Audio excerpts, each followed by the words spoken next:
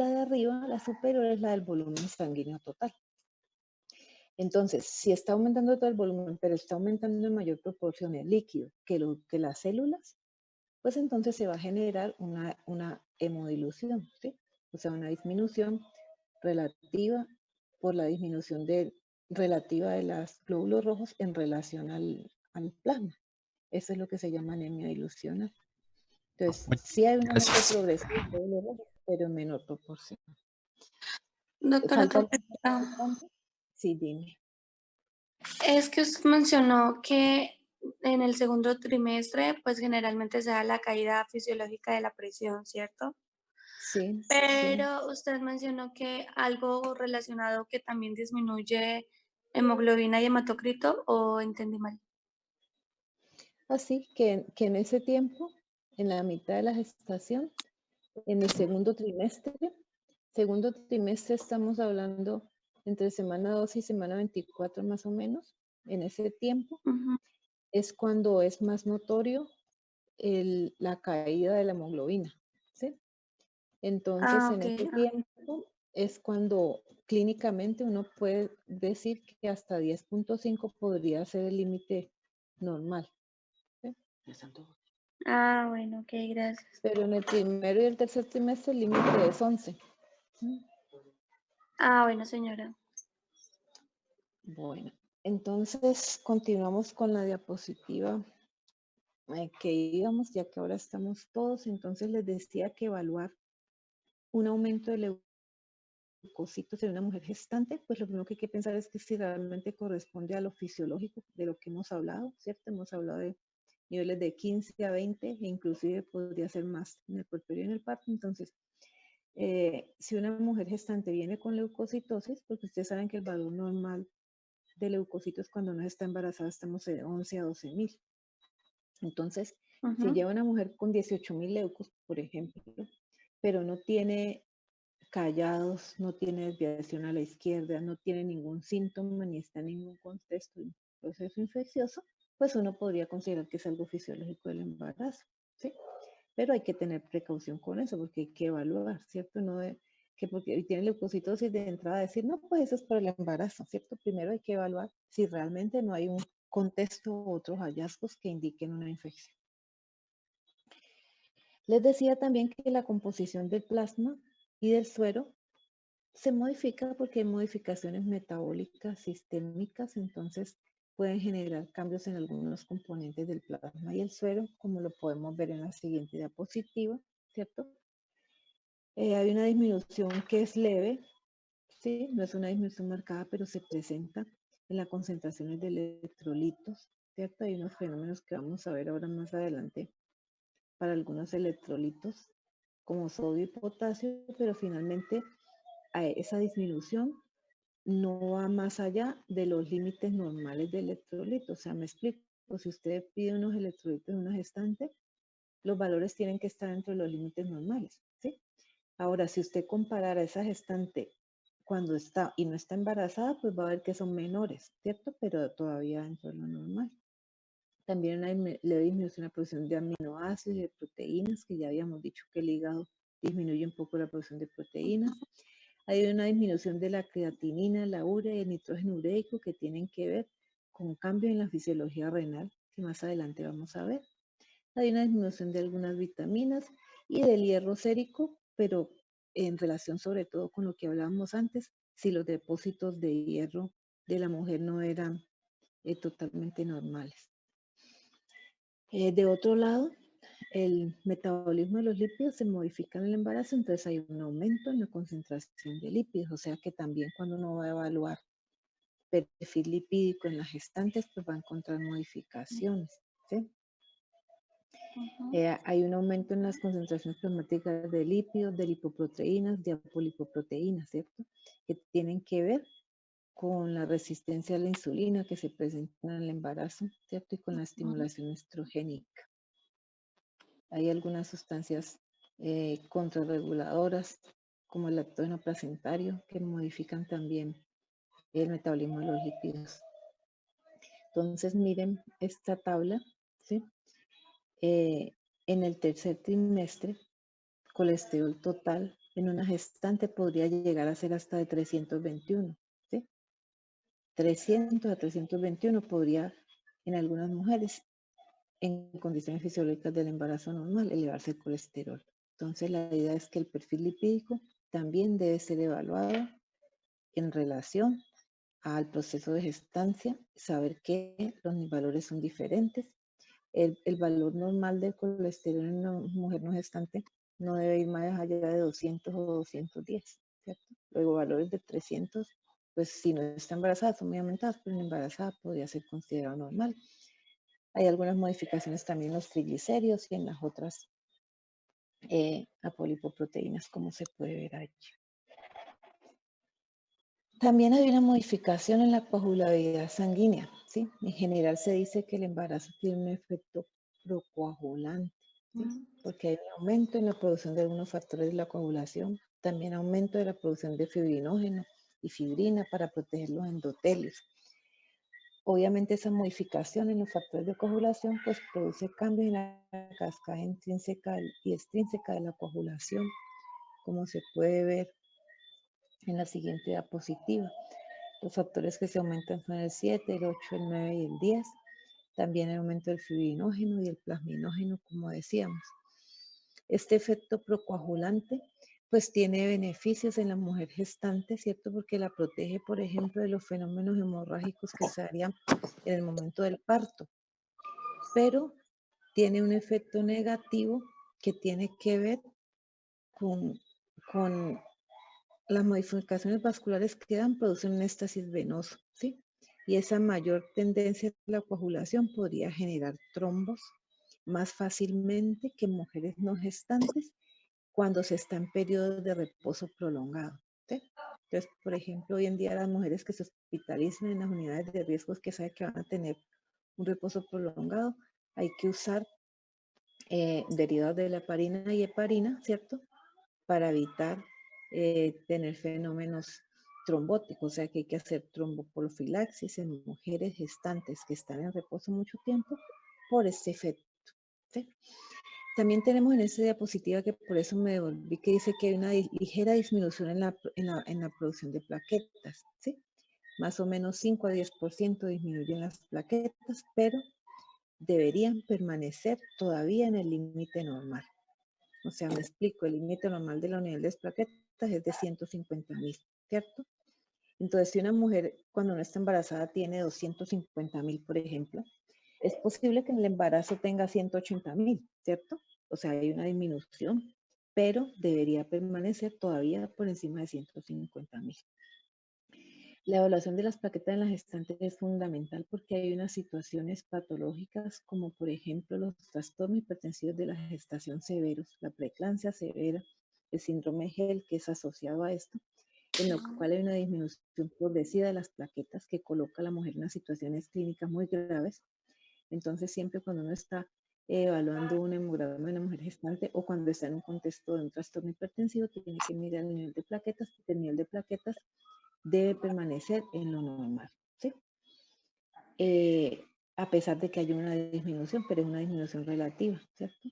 Hay unas pocas mujeres que hacen lo que se llama una trombocitopenia gestacional, o sea, una disminución por debajo de 150, pero generalmente por encima de 120.000 plaquetas, y que no se les encuentra ningún otro trastorno de las plaquetas previo, ¿sí? Lo cual es un diagnóstico de descarte, porque siempre que usted encuentra las plaquetas por debajo de 120 en una gestante, tiene que primero pensar que puede estar asociada a una condición grave, ¿sí? Entonces eso es importante también desde el punto de vista clínico. Vamos al sistema respiratorio. Entonces el sistema respiratorio también tiene unas modificaciones. En general, la función pulmonar de una embarazada sana no se ve mayormente modificada, ¿sí? A pesar de que las gestantes sí tienen una sensación muchas de como que se ahogan más fácilmente, como que toleran menos el ejercicio y eso, pero en términos generales, una mujer sana no tiene mayores problemas con la función pulmonar en el embarazo. ¿Qué modificaciones tenemos? Ya habíamos hablado, ¿cierto?, de que la caja torácica se modificaba y el diafragma se elevaba, ¿cierto?, en la gestación, que es lo responsable de las modificaciones de los cambios de posición del corazón que habíamos hablado. Esta elevación del diafragma es más o menos de 4 centímetros. Hay un aumento del diámetro transverso de la caja torácica, un incremento total de la circunferencia torácica y una ampliación del ángulo subcostal, ¿sí? Como un aplanamiento de las costillas y una elevación, con aumento del diámetro transverso de la caja torácica. Hay unas modificaciones también que se dan, como en todas las mucosas del organismo, ¿cierto? Hemos hablado de una dilatación capilar, una vasodilatación sistémica que también se da, por supuesto, a nivel del sistema respiratorio, ¿cierto? Hay un edema, una hipervascularización y una hipersecreción de la mucosa de la vía respiratoria en las mujeres gestantes, lo cual puede ser una complicación solamente en el momento, por ejemplo, en que las mujeres necesitan ser intubadas. Las mujeres gestantes son más difíciles de intubar. También algunas mujeres tienen más predisposición a tener, por ejemplo, epistaxis o sangrado por la nariz, secundario a esto.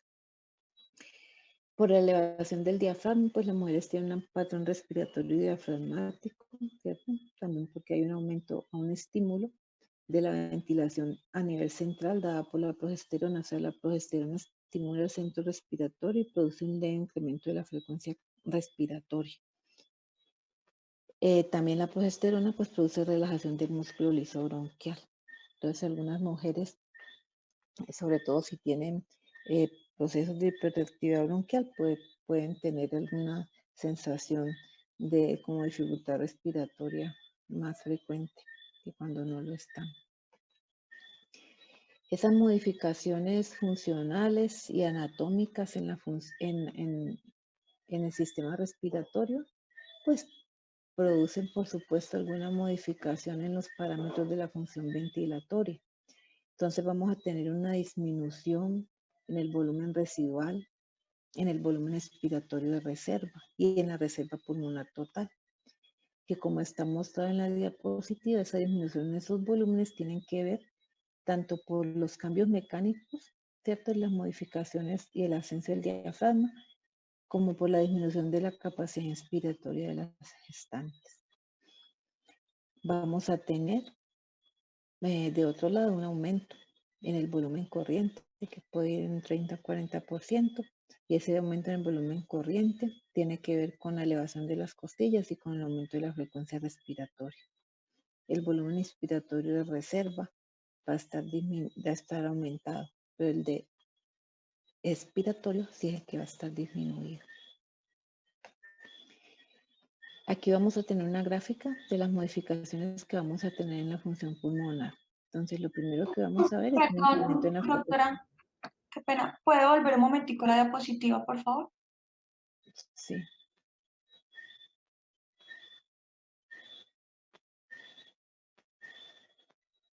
O sea, las gestantes toman mucho más aire, pero no son capaces de guardar mucho por las modificaciones que tienen.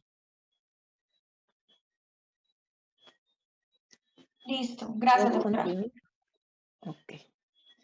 Entonces, en esta gráfica vamos a ver en la porción inferior el aumento que se da en la frecuencia respiratoria, que les dije que era por estímulo directo de la progesterona en el centro respiratorio.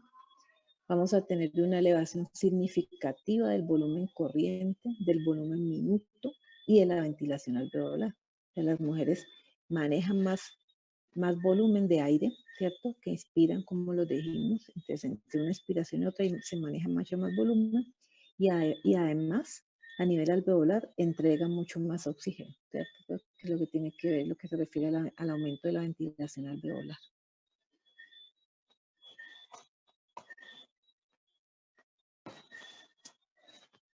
Esas modificaciones en los volúmenes, en las capacidades y en la ventilación, pues va a provocar desde el punto de vista clínico lo que está mencionado allí en la diapositiva, y eso es una alcalosis respiratoria, ¿cierto? Una alcalosis respiratoria, pero esta alcalosis va a ser compensada a nivel renal, ¿sí? Por un aumento en la excreción renal de bicarbonato. Los niveles de CO2 pues van a ser menores también en las gestantes, sobre todo a partir de la semana 12. Esto tiene que ser tomado con precaución en mujeres que tienen condiciones de infecciones respiratorias o de sepsis, ¿sí? En las cuales se compromete la función circulatoria, porque las mujeres gestantes toleran menos la acidosis, toleran mejor el aumento de la presión en CO2 y la hipoxia que lo que hace una mujer que no está embarazada, ¿cierto? Entonces, en condiciones normales no pasa nada, pero en el momento en que la mujer está sometida a un proceso de infeccioso respiratorio, una complicación respiratoria por sepsis, entonces estas modificaciones que tenemos en CO2, en pH y en oxigenación, pues sí van a tener implicaciones negativas en las mujeres gestantes. También hay lo que decíamos, mayor liberación de oxígeno, ofrecer mayor disponibilidad de oxígeno en la unidad fitoplanetaria, lo que genera que haya, pues la sangre venosa sea más oxigenada que la sangre venosa de las mujeres que no están embarazadas. ¿Cuánto llevaremos de la segunda sesión? Vamos a ver si alcanzamos a ver todo el sistema renal. ¿Me están escuchando? Sí, doctora. Ahora, entonces, voy a terminar el sistema renal, ¿cierto? Y Sí. en la próxima sección que nosotros tenemos que ver semiología de la mama, entonces empezamos primero terminando la parte de cambios fisiológicos, que es más corta, ¿sí? Porque estos sistemas que hemos visto, el cardiopulmonar, el respiratorio y el renal, pues son los sistemas en los cuales hay una mayores modificaciones. El resto de la clase pues es más corta, de manera que yo voy a avanzar y si se termina, entonces ya no vamos a reanudar más, porque ya es mucho tiempo. Y entonces ya yo coordino con el coordinador de ustedes para ver mañana o pasado qué espacio ustedes tienen para que podamos terminar lo poco que nos quede faltando de esta clase y hacer la parte de semiología de mama.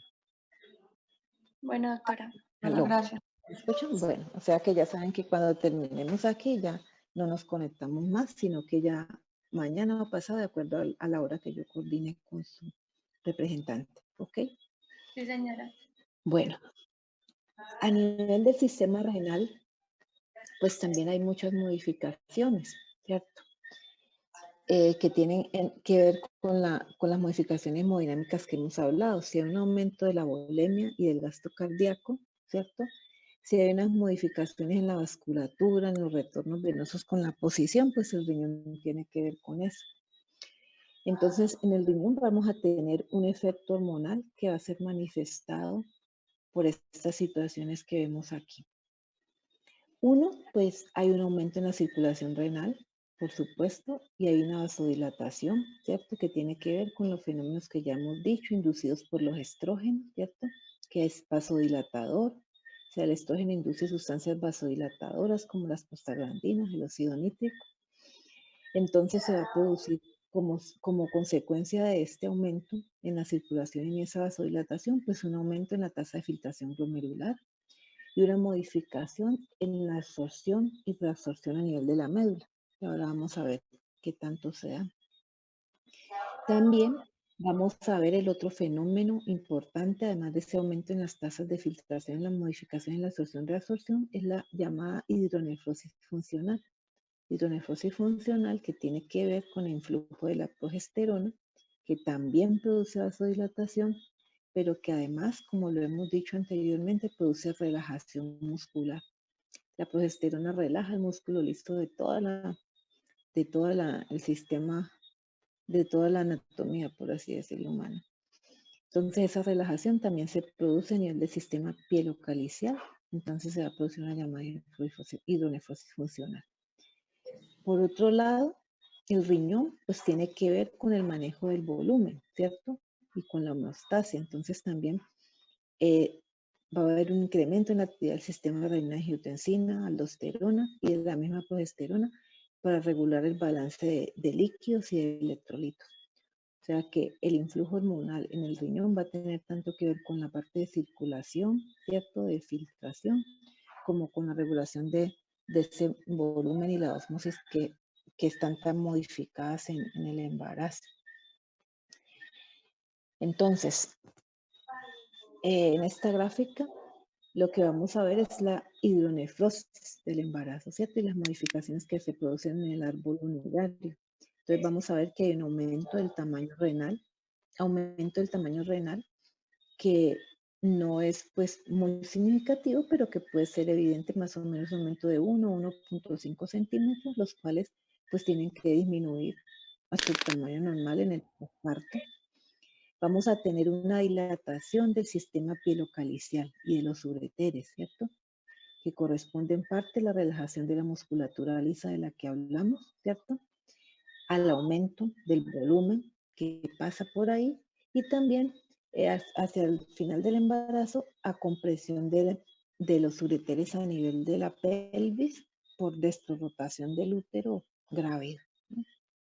Todos estos fenómenos van a ser responsables. Entonces, cuando se esté evaluando ecografía renal en las gestantes, pues hay que tener precaución de ver hasta qué puntos los hallazgos pueden corresponder a la hidronefrosis de la gestación. Se producen también cambios a nivel vesical, ¿cierto? La vejiga de las gestantes, que está en relación directa con el útero, pues va a sufrir también modificaciones en la posición. Hay una ligera elongación y ensanchamiento de la base del trígono, como aplanamiento de la base de la vejiga. Va a haber, como en todas las mucosas, congestión y aumento de la vascularidad, lo cual puede predisponer a cierto éxtasis de la orina que podría favorecer sea procesos infecciosos o sea síntomas de irritación que no son asociados a infección. Entonces, los síntomas urinarios pues son uno de los síntomas que pueden ser frecuentes en las gestantes. La mayoría de las gestantes, sobre todo al comienzo, tienen orinadera, ¿sí? Pues están muy aumentados los flujos y la filtración a nivel de los glomérulos está muy aumentada.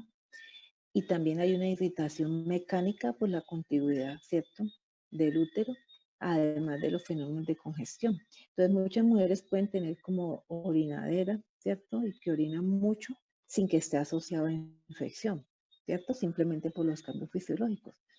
Pero también es necesario saber que en las gestantes hay una predisposición a hacer infecciones urinarias más complicadas, ¿cierto?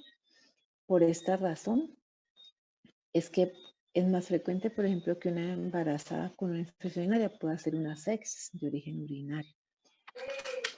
Esta es la razón que hace que en todo protocolo de atención prenatal, en toda rutina prenatal, todas las mujeres deban ser tamizadas para bacteriuria sintomática.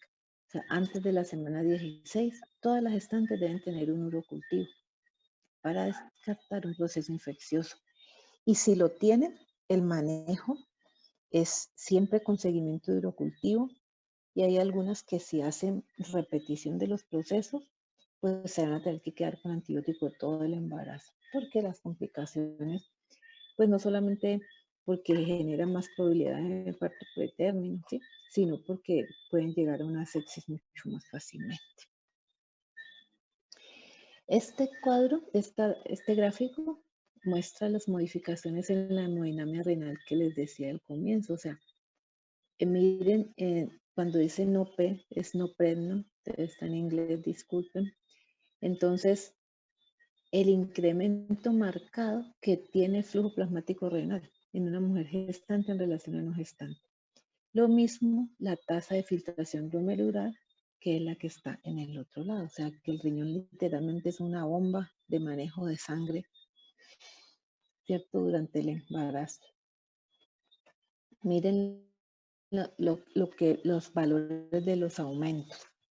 El flujo sanguíneo y plasmático renal, imagínense, pues de 300 en la no gestante hasta 1400 centímetros cúbicos por minuto, y el plasmático renal de 200 a 1800 centímetros por minuto, o sea que es un incremento en el flujo y la cantidad de sangre y plasma que pasa por el riñón es muy significativo. Por supuesto, vamos a tener que aumentar la tasa de filtración glomerular, ¿cierto?, que pueden aumentar un 50%, pero algunos textos dicen que hasta podría ser el 100%. Hay un aumento también en la depuración de creatinina, pues consecuencia de esos aumentos en los flujos sanguíneos que se dan en el embarazo. Esto va a provocar también y por el influjo de las hormonas, como dijimos al comienzo, recuerdan en la primera diapositiva que dijimos el efecto que generan las hormonas, entonces vamos a tener aumentos en la reabsorción tubular de sodio y de potasio y modificaciones en el eje renina-angiotensina-aldosterona, con aumento de la actividad del eje renina-angiotensina-aldosterona. O sea, permanentemente hay una necesidad de hacer un balance en la volemia que manejan las gestantes, sobre todo porque los cambios de posición modifican los sensores de volumen y de presión en las gestantes. Y hay modificaciones en el sistema renina-angiotensina-aldosterona. Voy a ponerles una diapositiva. Ojalá no se me salga esta que tengo. A ver. Vamos a buscar la diapositiva de acá más abajito, que tenemos una gráfica de esto. ¿La pueden ver? Sí, doctora. Entonces, cuando las pacientes, sobre todo cuando las gestantes están en posición de pie, hay lo que se llama un estancamiento venoso. ¿Por qué? Porque el calibre de las venas está aumentado, porque la pared de las venas está relajada. Entonces, hay como si fuese acumulación, ¿cierto? De la volemia de la mitad del cuerpo hacia abajo. Entonces, el corazón sensa como que hubiese una disminución del volumen efectivo de la sangre circulante, ¿sí? Entonces, eso produce modificación en los receptores de volumen, ¿cierto? Y genera aumento de la hormona antidiurética para favorecer la reabsorción de agua, ¿cierto? También se dispara y se incrementa la aldosterona, ¿cierto? Lo que lleva también a aumento de la reabsorción de agua y sodio, ¿cierto? Esa disminución de ese volumen sanguíneo efectivo pues, produce una disminución del flujo plasmático renal y de la filtración glomerular. Inicialmente, entonces, se disminuiría la filtración de sodio y de agua y se dispararían entonces también los fenómenos renales de reabsorción de sodio y agua. O sea que el sistema renina-angiotensina-aldosterona está activado en las gestantes, pero hay un fenómeno que es importante. A ver, ¿dónde nosotros íbamos? Aquí. Hay un fenómeno en relación a eso que es importante y es que hay una relativa resistencia al flujo, al efecto vasopresor que ejerce la renina-angiotensina. ¿Sí? O sea, hay un aumento de la actividad para manejar volumen, ¿sí? Pero cuando estamos hablando de un incremento de las presiones, ese efecto no se da porque hay unos procesos enzimáticos que modifican rápidamente la angiotensina 2, que es la que produce el efecto vasopresor, y además porque como está disminuida la resistencia vascular periférica, entonces ese aumento de actividad del sistema renina-angiotensina-aldosterona en las embarazadas no genera aumento de la presión arterial, ¿sí? Este es un fenómeno que es bien importante resaltar. Vamos a tener desde el punto de vista clínico, pues además de las implicaciones que les decía en cuanto a lo de la infección urinaria y las complicaciones asociadas, pues vamos a tener clínicamente una reducción de la creatinina y esto es fundamental, ¿cierto? Habíamos dicho disminuye creatinina, nitrógeno urédico y ácido úrico, o sea que cuando vamos a evaluar estos parámetros en una mujer embarazada, tenemos que saber que los valores también son diferentes y que la creatinina en las embarazadas debe estar por debajo del punto 9. Entonces hay algunos procesos de morbilidad importante en las gestantes como son las preeclampsias, ¿cierto? Uno de cuyos órganos blancos de daño son el riñón. Entonces, toda mujer que está evaluada en un contexto de un trastorno hipertensivo de la gestación, se le evalúa la función renal. Y si uno tiene una creatinina de 1, ya uno considera que hay un daño renal, ¿sí? Porque las gestantes deben permanecer. Generalmente el valor de creatinina en la gestante está entre 0.4 y 0.6 miligramos por mililitro. O sea que cuando nosotros llegamos a punto 9, ya estamos hablando del compromiso. Y si llegamos a 1 o 1.2, ustedes saben que la mujer no embarazada no puede tener hasta 1.2 de creatinina y ser normal. Pero en una embarazada, punto 9 hacia adelante ya habla de compromiso de la función. ¿Me están escuchando? Sí, doctora. Sí, doctora. Bueno, en cuanto al balance electrolítico, yo ya les había dicho al comienzo que había una disminución relativa, ¿cierto?, de algunos electrolitos. Como podemos deducir de la gráfica que les mostré anterior a esta, cuando se sensa y hay que aumentar la reabsorción de sodio, la aldosterona aumenta la absorción de sodio, pero también aumenta la excreción de potasio. Sin embargo, la progesterona contrarresta esa acción de la aldosterona para que no disminuyan los niveles de potasio. Entonces, en términos generales, esas modificaciones en la reabsorción, absorción y en el sistema renina-angiotensina hace que finalmente el balance electrolítico se mantenga más o menos estable en la gestante, ¿sí? O sea que las modificaciones en el sodio y en el potasio no llegan a ser más allá de lo que está normal en una mujer que no esté embarazada. Doctora, qué pena. Ajá, Una pregunta un poco fuera del tema como tal. Una persona, entonces, una mujer con lupus que ha tenido principalmente falla renal, estaría contraindicado el embarazo. A ver, decir contraindicado es, a ver, una palabra que no es exacta, ¿sí? Pero ¿qué diríamos?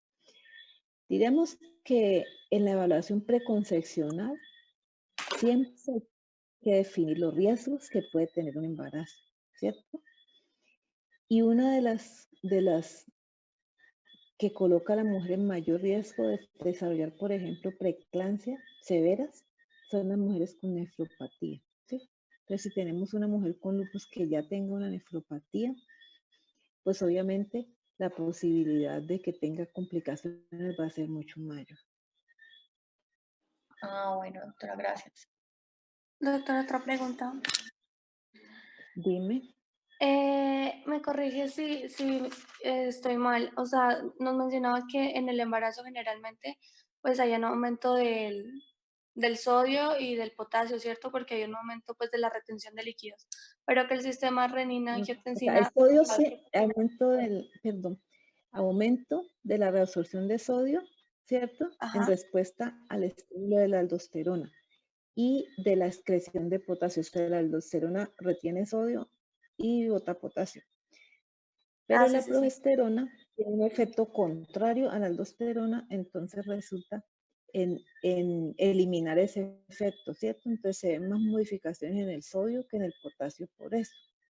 Pero las modificaciones en Ok, el entiendo. sodio no hacen que sean significativas desde el punto de vista clínico. Es como les explicaba más o menos con lo de las plaquetas, ¿cierto? Entonces, hay modificaciones, pero cuando uno evalúa electrolitos, Sí, sí. los electrolitos tienen que estar dentro de los valores normales que cuando uno no está embarazado, ¿sí? Pero si una comparar a la misma mujer embarazada y no embarazada, va a ver que tienen modificaciones en los niveles de sodio, ¿sí? Pero esa modificación no puede ir más allá del límite de la normalidad. Más o menos eso es.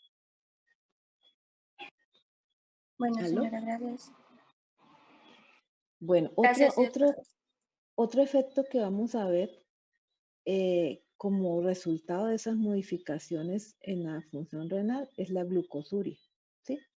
O sea, hay una modificación en el umbral de excreción de glucosa y también de proteínas en el gestante. Entonces uno puede encontrar unos niveles de glucosuria que no van a corresponder necesariamente a un trastorno de diabetes, ¿cierto? Entonces, cuando uno evalúa glucosuria en una gestante, pues tiene que ver que podría corresponder a lo normal, lo que siempre les digo, o sea, cuando uno encuentra un resultado que es diferente en relación a la no gestante, antes de decir es exclusivamente por fisiología, por cambios del embarazo, tiene que evaluar el contexto, ¿cierto?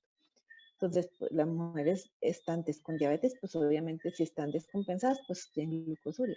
pero hay mujeres normales embarazadas que por modificación renal pues también tienen glucosuria, o sea que la glucosuria puede ser normal en el embarazo.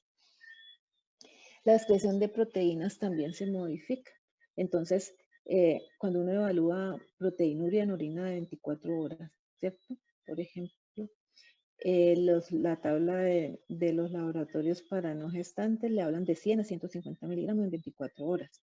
Pero uno sabe que la embarazada podría tener hasta 300 miligramos en 24 horas. Ese es el límite para uno decir que pudiese ser todavía dentro de la proteinuria que se produce normalmente en el embarazo. El límite para proteinuria al azar es el que tenemos en la diapositiva, que son 30 miligramos por decilitro. Entonces hay una disminución a nivel de creatinina, de nitrógeno ureico y ácido úrico.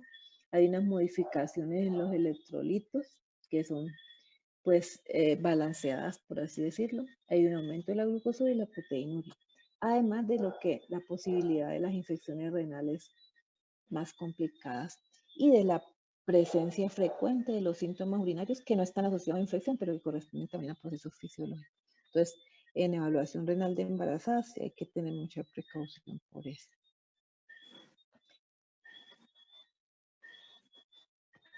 Sistema digestivo, ¿alguien lleva el tiempo? Se me perdió el tiempo. ¿Cuánto llevamos en esta segunda sesión? Bueno, si nos detenemos, ya saben, empezamos luego mañana pasado, ¿ok? ¿Aló? Sí, señora. Bueno. Entonces vamos a seguir con el sistema digestivo. El sistema digestivo es un sistema que también muy tempranamente en el embarazo genera sintomatología, o sea, las modificaciones fisiológicas a nivel del sistema digestivo generan tempranamente en las embarazadas síntomas. O sea, no digo que las embarazadas tienen cialorrea, o sea, mucha salivadera, tienen intolerancia a algunos alimentos, tienen modificaciones en el gusto por otros, ¿sí? Que puede tener que ver con que el aumento de la modificación en las hormonas, como estas hormonas están presentes en la saliva, algunas producen alteraciones a nivel de las papilas gustativas, pero también las hormonas pueden ejercer efecto a nivel del sistema nervioso central. Sí, hay unos metabolitos de la progesterona que pueden alterar el umbral para el vómito, ¿sí? Por ejemplo, y